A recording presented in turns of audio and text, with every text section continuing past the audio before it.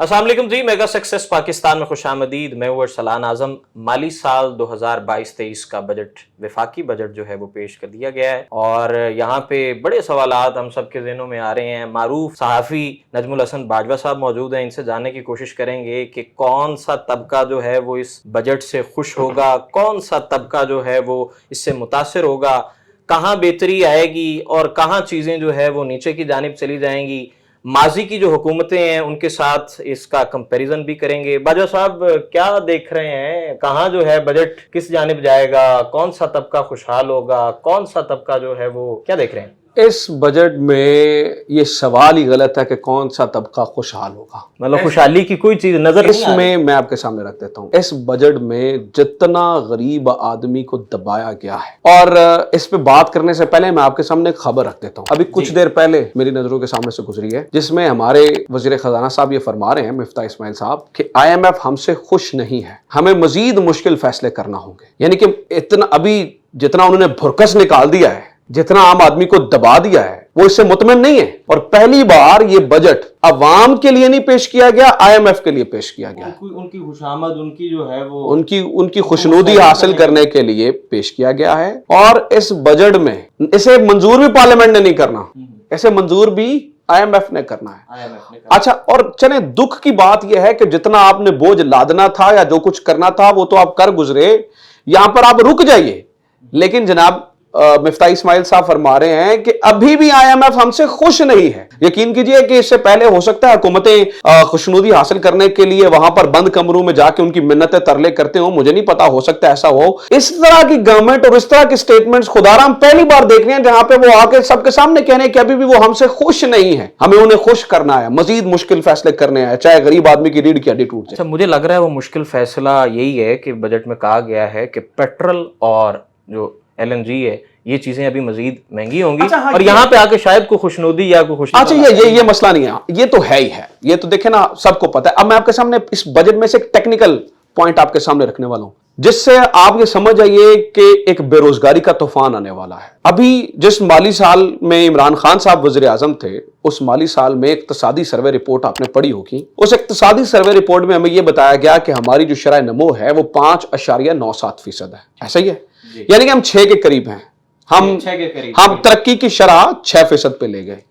इस बजट में जो सबसे हैरान कुन चीज है, जो सबसे परेशान करने वाली चीज है, कि जब एक माली साल में हमने जो अपनी तरक्की की शरह है उसे 6% कर लिया है, अगले माली साल के लिए हम अपना हदफ 5% पे लेके आ रहे हैं। यानी कि ऑलरेडी आप ये समझिए कि एक चीज 6 पे है, एक चीज उसकी वजह है, रिवर्स आ रहे हैं। उसकी वजह यह है कि ये चाहते हैं, ऑब्वियसली IMF को खुश करने के लिए IMF ये कहती है कि आपको अपनी तरक्की की शरह कम करनी पड़ेगी। वजह यह है कि आपने इंपोर्ट्स ज्यादा की हैं, यानी कि आपका इंपोर्ट बिल बढ़ा है, इस वजह से आपकी तरक्की हुई है। मतलब तरक्की की वजह से इंपोर्ट बिल बढ़ रहा है, तो आपको इंपोर्ट बिल को कंट्रोल करना पड़ेगा, इसलिए अपनी तरक्की को नीचे ले आएगा। तो यानी कि आपकी जो सनत थी, सनत का शोबा था, खिदमात का शोबा था या तामीरात का शोबा था, इन सब में आपकी जो तरक्की थी वो बहुत आगे जा रही थी। इन सब में आपने तरक्की पीछे लेके आनी है, रिवर्स होना है। अब लेकिन देखें ना, होगा क्या, इंपोर्ट बिल को कम करने के लिए आपने जो तरक्की की शरह उसे कम करना है। ऐसा ही है ना, नजर तो यार 6 पे है, 5 पे लेके आना है, ताकि इंपोर्ट की जो बिल है वो कम हो सके। लेकिन इंपोर्ट बिल वहीं का वहीं रहेगा। माजरत के साथ इंपोर्ट बिल इसलिए वहीं का वहीं रहेगा क्योंकि आपकी तेल की कीमतें बढ़ी हुई हैं, आपका डॉलर रेट ऊपर गया हुआ है, आपकी करेंसी डीवैल्यू हो रही है और इंपोर्ट बिल नीचे नहीं आ रहा। यानी कि इंपोर्ट बिल भी वहीं पे रहेगा और आपने अपनी तरक्की की शरह, और जब तरक्की की शरह आप नीचे करते हैं, इसका मतलब पता क्या होता है, जब तरक्की हो रही होती है, सादी बात, सादा बात जी, जब तरक्की हो रही होती है तो क्या होता है, जॉब क्रिएशन होती है। डेफिनेटली जब तरक्की हो रही होती है तो लोगों के रोजगार मिलते हैं, इन्फ्लेशन कम होती है, वसाइल में इजाफा होता है। लेकिन अब जब आपने तरक्की को, पहली बार मैं हैरान हूं कि जानबूझ के 6 से 5 लेके आना है, तामीरात में नीचे लेके जाना है, खदमात में नीचे लेके जाना है, आपने सनत में नीचे लेके जाना है। तो जब सनत में तरक्की को आप जानबूझ के स्टॉप लगा रहे हैं, तो वहां पर इसका मतलब है कि जो जॉब्स बनी है उन्हें खत्म करना पड़ेगा। तो बेरोजगारी का एक तूफान है। और फिर यहां पे मसला यह है, उसके बदले आपको क्या मिलेगा, 2000 रुपए। 2000 रुपए हुकूमत अपने 2000 रुपए, उसका आप प्लॉट ले सकते हैं, गाड़ी ले सकते हैं, बच जाए तो बच्चों की शादी कर सकते हैं। नहीं, सही बात है। वो आप 2000 दे रही है हुकूमत, आप ये बड़ा 2000 ऐलान है, इस सदी का बड़ा ऐलान। आप 2000 रुपए को इतना फॉर ग्रांटेड ले रहे हैं। 2000 रुपए हैं, 2000 रुपए। ठीक है। इतने जितने बोझ आपके लादे गए हैं, तरक्की की शरह रोकी गई है, पीछे आए हैं, इससे आपको 2000 रुपए मिलेंगे। उस 2000 रुपए में आप ये सारे काम करके बच जाएं तो हज उम्रे पे भी चले जाएं। हज उम्रे पे भी जा सकते हैं, और ये जिंदगी का सबसे बड़ा ख्वाब यही जी, होता है। बिल्कुल। अच्छा बाजवा साहब, इंपोर्ट का आपने जिक्र किया, इंपोर्ट से मेरे ज़हन में एक सवाल उठ रहा है, वो ये है कि इन्होंने सोलर पे भी कहा कि सोलर की कीमतें कम होंगी। अब सोलर बाहर से इंपोर्ट हो रहा है, इंपोर्ट हमने वैसे बंद कर दी है, तो ये कैसे, ये कोई तजाद नहीं, ये इसमें खांचा लगता है। इससे पहले ऑन रिकॉर्ड है, मैं इसमें मजीद बात नहीं करूंगा। बड़े जरे जगहों पे ये सोलर वाले मामले में खांचा लगा है, और इंपोर्ट सिर्फ यहां पर आपको नजर नहीं है। एक और चीज इंपोर्ट के ऊपर खास तौर पर तवज्जो दी गई है, वो है जनाबे वाला गरीदा फारूकी साहब की कुत्ते और बिल्लियों की खुराक बंद हो गई है। उन्होंने एहतजाज किया इसके ऊपर, मरियम नवाज साहिबा को टैग करके कि कुत्ते और बिल्लियों की खुराक बंद हो गई है इंपोर्टेड। और मरियम नवाज साहिबा ने उसके ऊपर हमारे जो वजीर खजाना है मिफ्ता इस्माइल साहब, उन्हें टैग करके कहा है कि लुक इनटू इट। और कुछ घंटों में वो गरीदा फारूकी साहब के कुत्ते और बिल्लियों के लिए खुराक की इंपोर्ट में से पाबंदी उठ गई है, ठीक है। वहां पे कोई फर्क नहीं पड़ा।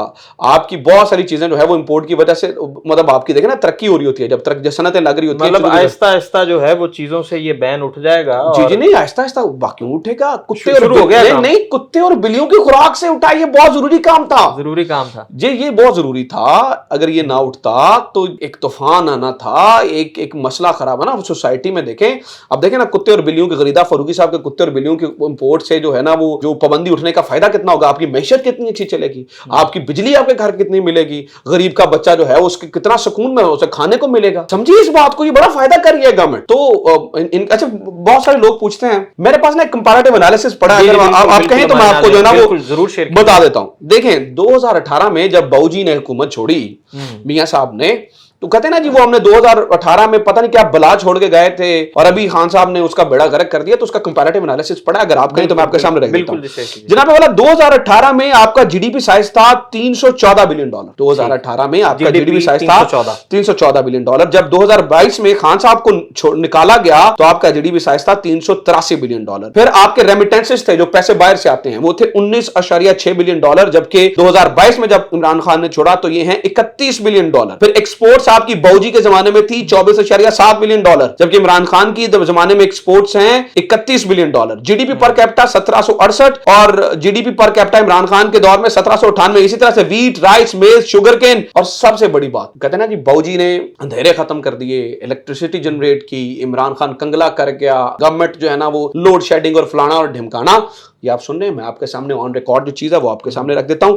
बाऊजी ने इलेक्ट्रिक जनरेशन की 80 बिलियन यूनिट्स, 80 बिलियन यूनिट बाऊजी बनाते थे। और इमरान खान जब छोड़ के गए 2022 में, छोड़ के तो नहीं गए, खैर उन्हें निकाला गया, तो तब थे 116 बिलियन यूनिट्स। अच्छा, आप क्या देख रहे हैं, अभी ये वापस लौट आए हैं बाबूजी के जाने के बाद, अब तो ये वापस आ गए हैं, तो ये तो चीजें बेहतर होनी चाहिए, ये तो मजीद लोड शेडिंग बढ़ रही है, और मुस्तकबिल में क्या देख रहे हैं? ये मुझे लगता है कि बहुत बड़ा बदला लिया गया है 11 जमातें हैं, शहबाज इन्हें शरीफ तो साहब से।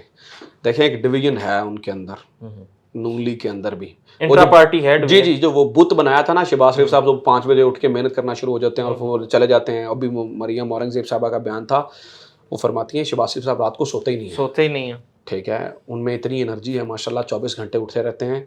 और उन्होंने कहा कि मैं इसकी खुद गवाह हूँ कि वो नहीं सोते। बाजवा साहब, माजी में खान साहब भी तो बातें करते थे कि जी IMF के पास नहीं जाएंगे, तो ये क्या हमारी हर हुकूमत की मजबूरी है कि हमने हमारी बेड़ियां IMF के? जी जी, ये इसके लिए ना एक किताब है, इकोनॉमिक हिटमैन जॉन पर्किंस ने लिखी है, वो हमें पढ़ लेनी चाहिए। 23वां वज़ीर आज़म है और 22वां प्रोग्राम है IMF का। यह आपकी मैशत को हमेशा स्टीरॉयड का टीका लगाने के लिए इस्तेमाल होता है, जो आपको वक्ती तौर पर तो उठा देता है, बाद में आपकी मैशत गिर जाती है। ये तभी हो सकेगा जब आप किसी प्राइम मिनिस्टर को कम से कम 5 साल देंगे और फिर वो अगली टर्म के लिए आएगा। हमारे यहाँ 3 साल 3.5 साल के बाद प्राइम मिनिस्टर की शक्ल बुरी लगना शुरू हो जाती है। वो एक 75 साल से एक वो हस्बे रिवायत एक रीत चल रही है। कोई आज तक हमारे यहाँ मसला है ना, पाकिस्तान का एक मसला है जनाब। ये कौन से मैं बताता हूँ खुश कर रहे हैं। पाकिस्तान का एक मसला है कि पाकिस्तान ने बहुत कुछ पैदा किया है, लेकिन पाकिस्तान में एक अच्छा वजीर आज़म नहीं आ सका।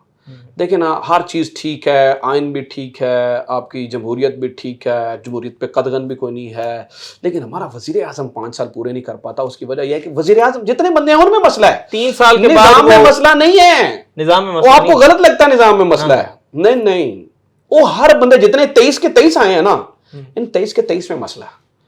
وہ 3.5 سال بعد 4 سال بعد جمہوریت کے پیر جلنے شروع ہو جاتے ہیں. جی ٹھیک ہے, اس سے پہلے نہیں خیال آتا, جب اس سے پہلے جمہوریت جناب ہر طرف ہمیں جمہوریت نظر آ رہی ہوتی ہے. تو آپ کیا شکل بری لگنا شروع ہو جاتی ہے 3 سال بعد 3.5 سال بعد آخر میں کیا سمجھتے ہیں کہ ہمیں being a Pakistani individual efforts کہاں کرنی چاہیے؟ حکومتوں سے تو اب ہمیں کوئی امید نہیں رہے گی, تو اس حوالے سے کیا کہیں گے؟ بینگ اے پاکستانی آپ اپنے ارد گرد کا ماحول تو اچھا کر سکتے ہیں, لیکن یہ یاد رکھیے گا کہ جو تبدیلی ہوتی ہے نا وہ اوپر سے نیچے آتی ہے. یہ جو انڈیویجولزم ہے نا کہ ہم نیچے سے بہتر کریں تو اوپر ہو جائے گا, یہ انقلاب ہوتے ہیں اس طرح کے. آپ کی گورنمنٹس کو ٹھیک ہونا پڑے گا, کرنا پڑے گا, اور بہت ساری چیزیں ایکسپوز ہو گئی ہیں. میں تو کہتا ہوں یہ بھی اچھا ہو رہا ہے, بہت ساری چیزیں. اسے کریڈٹ کسے دیں گے؟ سوشل میڈیا کو دیں گے, کسی مخصوص ایک جماعت کو دیں گے؟ نہیں, سوشل میڈیا کو بھی کریڈٹ جاتا ہے. لوگوں میں شعور آیا ہے, یہ بھی ایک بڑی اچھی بات ہوئی ہے. پاکستان اللہ کرے پاکستان کے لیے اچھا, اور میں بڑا پر امید ہوں کہ اس پورے کرائسس سے جو ہے نا وہ انشاءاللہ پاکستان ایک ترقی یافتہ پاکستان ہم دیکھیں گے انشاءاللہ. بہت شکریہ جی باجوہ صاحب کی گفتگو آپ نے ملاحظہ کی, اور بڑے خوبصورت الفاظ میں یہاں پہ اینڈنگ بھی انہوں نے کی کہ ہاں انڈیویجول ایفرٹس ہونی چاہیے, لیکن تبدیلی اوپر سے نیچے آتی ہے. تو ہم امید کرتے ہیں کہ مستقبل میں شاید کہیں ہم تبدیلی اگر ڈھونڈنے نکلیں تو شاید ہمیں کہیں شاید مل جائے. اپنے میزبان ارسلان اعظم کو اجازت دیجیے. اللہ